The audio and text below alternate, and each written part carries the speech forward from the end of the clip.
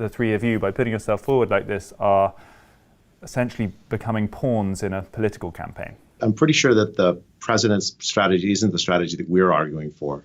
It's not. In fact, the United States has followed a strategy similar to the UK and many other countries of, I'd say a more or less complete attempt at a more or less complete lockdown, ignoring the age-targeted approach that we're advocating.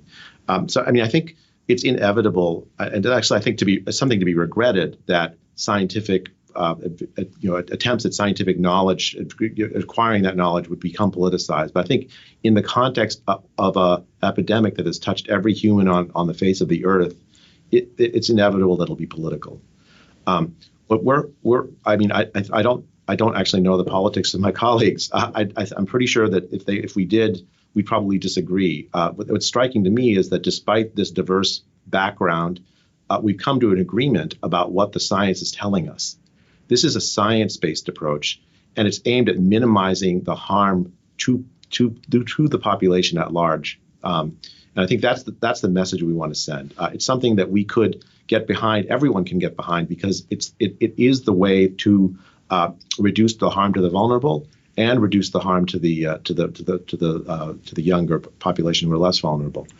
This is a worldwide issue, and we view it as a worldwide pandemic that has to be dealt with the whole world in our mindset.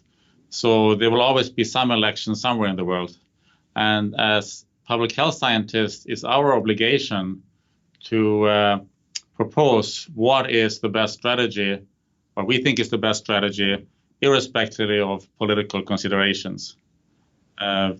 You have to have trust. The population have to have trust in the public health scientists and the public health proposals.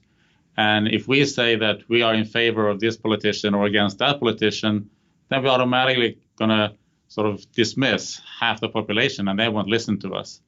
So in a crisis like this, a public health crisis, it's important that